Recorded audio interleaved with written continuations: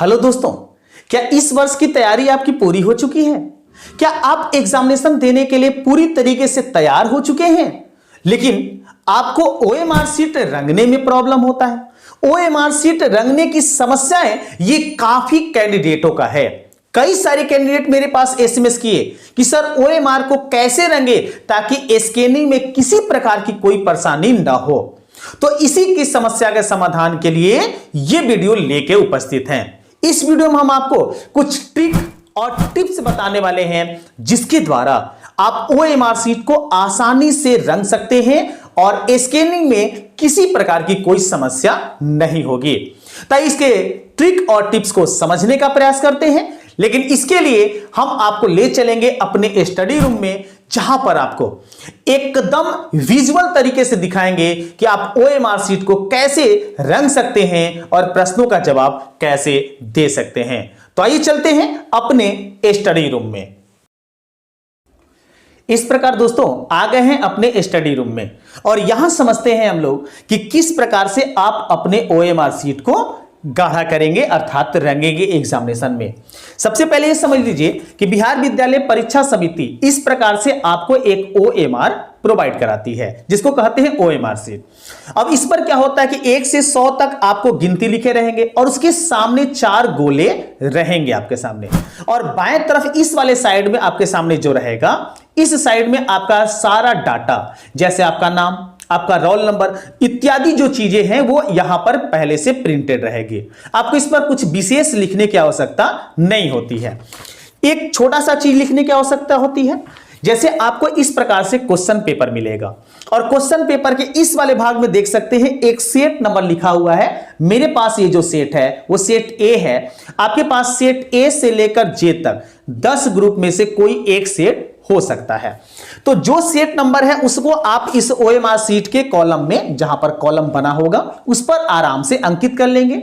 अर्थात सेट ए होगा तो सेट ए लिख देंगे, बी होगा तो बी लिखेंगे, और अगर आपके पास जे होगा तो जे लिखेंगे।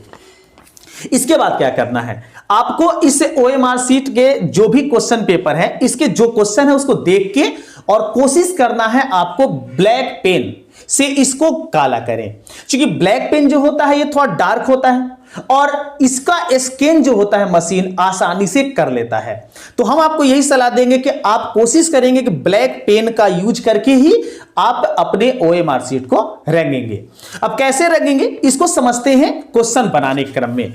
आइए देखते हैं कि पहला क्वेश्चन जो मेरे पास होता है वो कैसा है और उसको किस प्रकार से अपने इस ओएमआर में रंगने वाले हैं। मान लीजिए मैथ का हमें पहला क्वेश्चन बनाना है। पहला ऑब्जेक्टिव क्वेश्चन आपके सामने है, 1/√2 है एक। अब ये 1/√2 समझते हैं अगर आप कि क्या है, तो आप चारों ऑप्शन को अच्छे से देख लें और ऑप्शन देखने के बाद ये निर्णय कर लें कि इसका सही आंसर कौन सा होगा।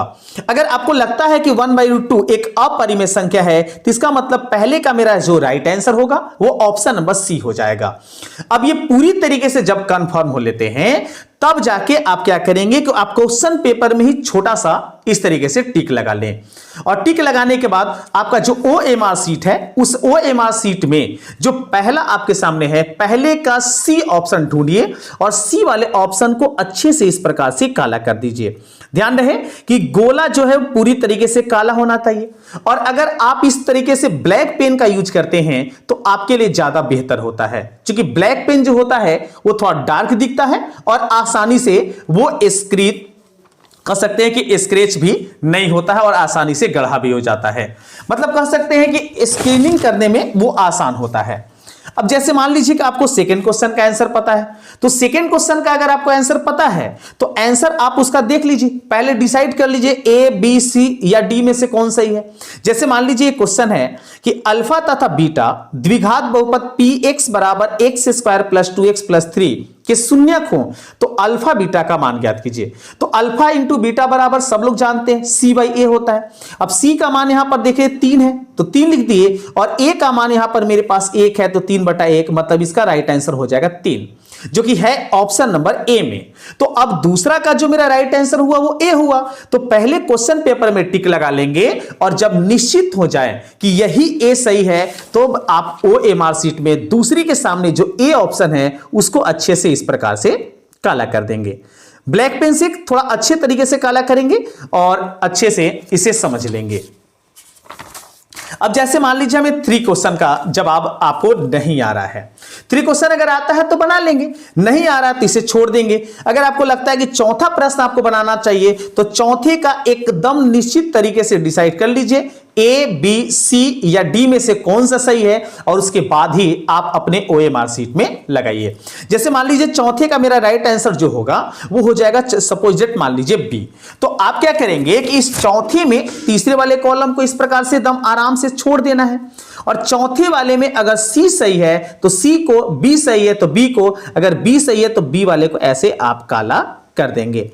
और इस तरीके से बिहार विद्यालय परीक्षा समिति के द्वारा जो ऐसा OMR दिया जाएगा उसमें अपने क्वेश्चन को आसानी से रंग सकते हैं। तो अगर इस प्रकार से अगर आप प्रश्नों का उत्तर देते हैं तो ना तो गलती होगा और ना ही आपको स्कैनिंग में किसी तरह का परेशानी होगा।